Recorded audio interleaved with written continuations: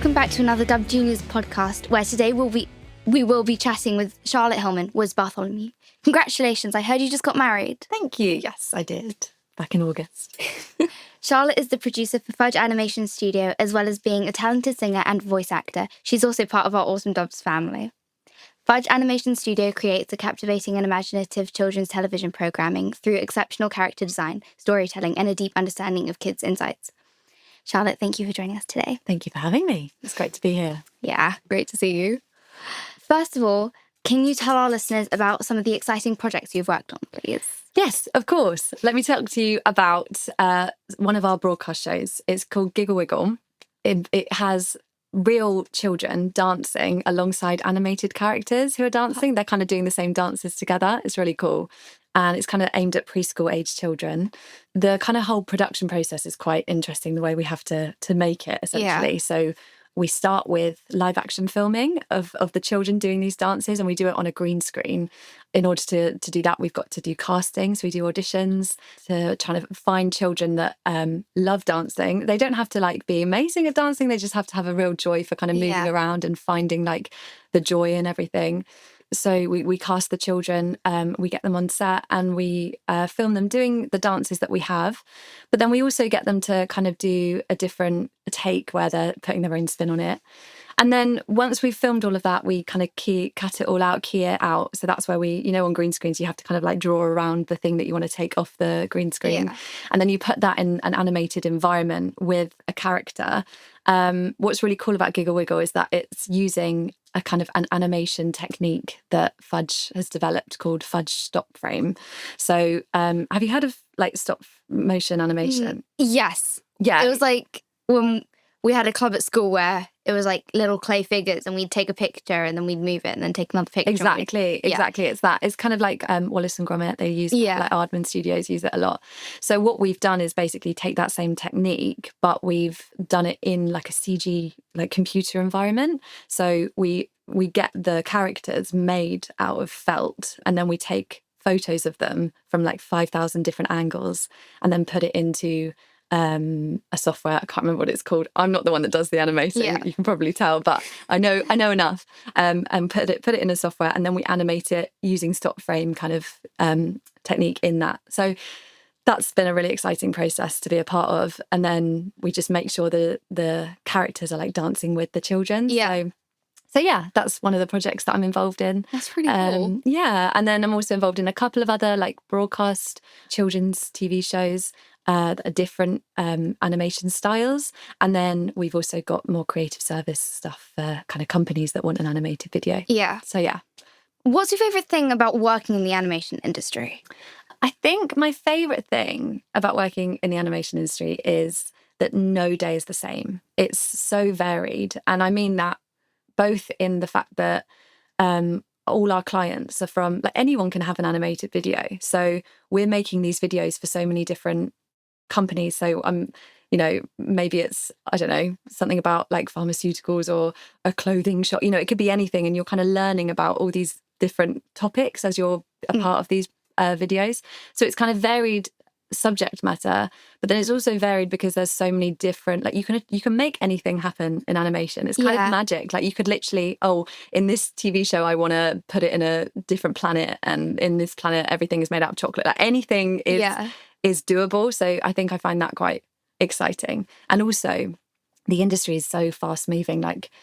There's loads of different techniques that are kind of being developed, and new software's being made. So you've got to keep up, but it's kind of but I like everything to no 2 days are the same, which I find really exciting. What would a typical day be at the studio? Because I get that it's probably very different, but what would the normal structure be? So I do so there's a lot of meetings that I have to do just to check in with the team. So I make sure that all of the artists and animators know what they're doing that day, and make sure that they're kind of all of their tasks are in the right priority.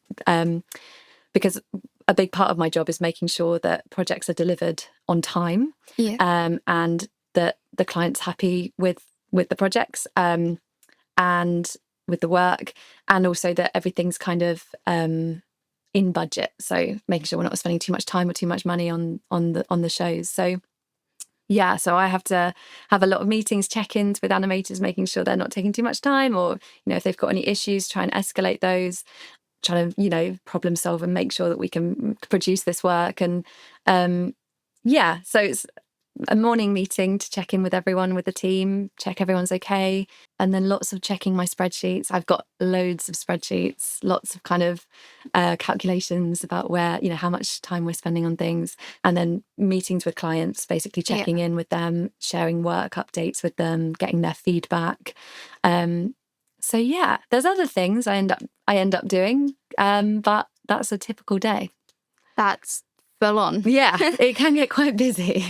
Would you get a brief from your clients about the story? So it's very varied. So some clients come to us like, here's a brief, here's a script, here's very clear instructions on exactly what we want it to look like. And we can take that and run with it and produce what they need. Other clients are like, I've got this idea, but I'm not really sure where I want to take it. Can I work with you? And we kind of work with them to chat to them about where they might want to take it and kind of develop it with them from like the early creative ideation stages. So very varied. We kind of work with anything. We're just excited to be a part of the process, really. It's really that's really interesting. Yeah, it's cool. It's really interesting being a part of how these creative conversations and how these decisions are made. And I love being, I'm obviously facilitating the creatives, but I love being in the room where it happens. Sorry, Hamilton reference. Where, all these creatives get together and these decisions get made on what the series is going to be like and what the storylines are going to be and stuff like that. It's really cool. So, can you tell us about the process for making an animated character? Yes, I will do my best. So we start with designs. So that's just, actually going back a step, we start with rough sketches. So that's just like a pencil outline type sketch of what the character might look like. That then has to be signed off internally by our director to check he's happy. And then that goes to a client. If there's a client or an external director, whoever is being designed for, basically, they will check it and they might be like, oh, could you make I don't know, could you make them a bit taller, or could you, kind of give us some feedback and just make sure that bit is signed off and they're happy. And then we move on to kind of fleshing it out a bit. So that colouring it in is much more, skilled than that, but it's essentially they're kind of really bringing it to life now that they've got the kind of rough outline sorted. So, but with the personality, would it play a part in how the character looks? Oh, so if absolutely. It's really chirpy, like summer dresses. Yeah, absolutely. So at this point, we've already got a script. So we can read about the character, and kind of the director will discuss with the illustrators how and the kind of artists how they envisage this character being based on those things, their personality, their traits, like that. So yes, that's definitely taken into account. And then once that kind of final design's been signed off, it gets rigged. So that's essentially a skeleton. Because to animate with something, it needs to have joints. It needs to be able to move. So these rigs are kind of, they really look like how skeletons look. I mean, not exactly how, but you can see the joints, you can see, and it gets modelled as well. So that's basically, it gets fleshed out, especially if it's in 3D CGI. These characters need to be, they need to have shadows. Exactly. They need, all of that to for the animators to kind of work with. So that's and then also their textured, so the design's kind of wrapped around, or they might add texturing to the character. If it's got fur, especially, that needs to be like fur simulation to make sure that it looks like it's got believable fur. So it's all very complex and technical. But yeah, it's really impressive what they do. So I know you love to sing, and we can hear your wonderful voice on Princess Powers.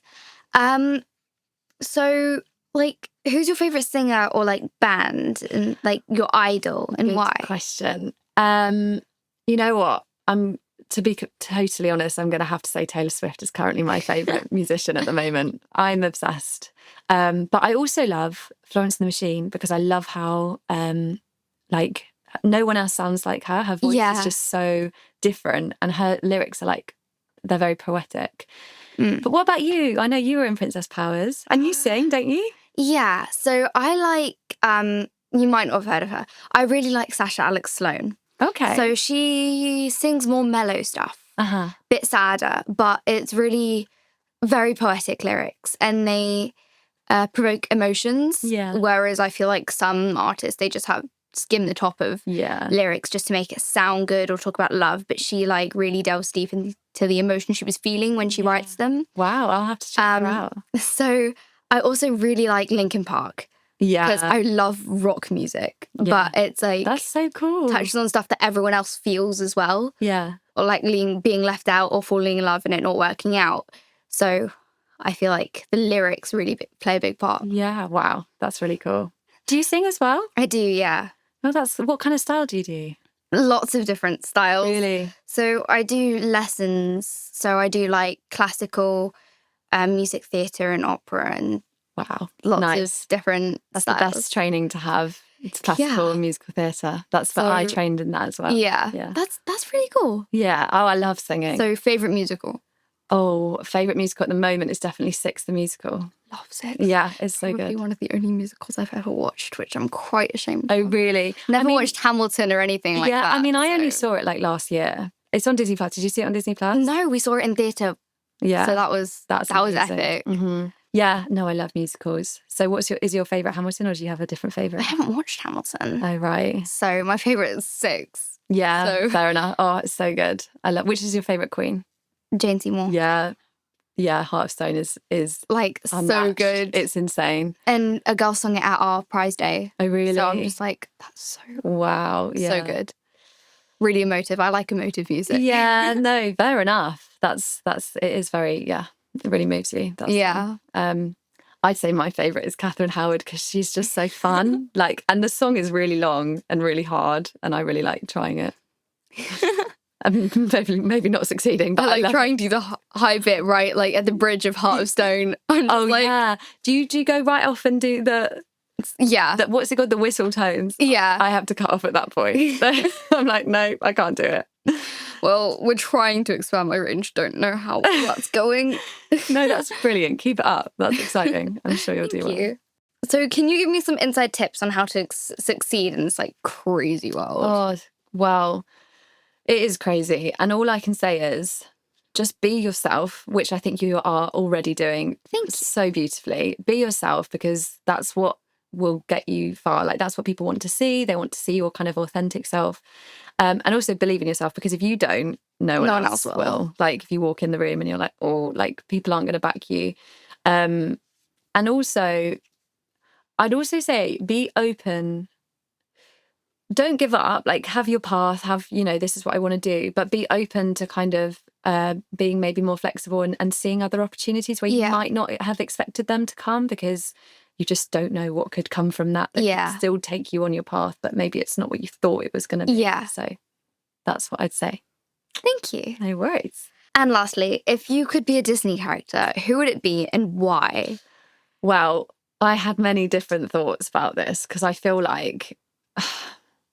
I think I'm going to have to say, if I'm being honest, Princess Belle from Beauty and the Beast. I knew you'd say that. Sorry. Did you just seem like that type of person. Oh, stop it. Thank you. That's such a compliment. I love Princess Belle. I love reading and I love singing, and I just love her, what she stands for. And I just wish I could be a Disney princess. So any of the princesses, to be honest. But that's me. What about you? Well, we're going to Disneyland next year, and I'm all into the whole Disney bounding stuff. So I've got Merida, because I love her. She's really she stands up for what she believes in, and she's not a pushover. Yeah, she and she's so wild, and she can fight. There are no Disney princesses who can fight. I know. So I love her. Yeah, and Rapunzel, although she is a little used, she is a pushover. Yeah, and she allows herself to be bullied by Mother Gothel. Yeah, but she's just. I love her hair. Yeah, it's the hair, isn't it? We love the long hair. Yes. Yeah. And I also love Moana. Yeah. The whole idea that she doesn't need a man to do what she wants. Yeah. she's the one who saves the guy, not the other way around. Absolutely. And I love that. Yeah, I so love that. probably Moana. Yeah, I can see that. I also love that she's got an animal sidekick. Like, hey is my life. Hey, I was actually going to say, I was thinking, what would a funny answer be? And it would be like, I do resonate with hey a little bit. Yeah. So imagine if I said hey. My brother's the hey of our family. Oh, really? Yeah, completely. Oh, that's so funny. Yeah, no, I definitely, all the recent Disney princesses. Belle, I feel like, is on the cusp of, like, she's not quite, she's from like the more traditional, but she's moving towards the more like headstrong. Do you know? Yeah. She's got a bit more like I also love about that she's French. Yeah. Like, I mean, that's the one bit that maybe I wouldn't do very well, because I'm really bad at a French accent. I'm really bad at it, but. I mean, she doesn't sound French. Yeah, that's true. That's just where she's from, I guess. She just goes, bonjour. I can manage that. Yeah. But yeah, that would be it, I think. Yeah. So anyway, thank you for joining us today. It's been great. It's been really fun. Thank you.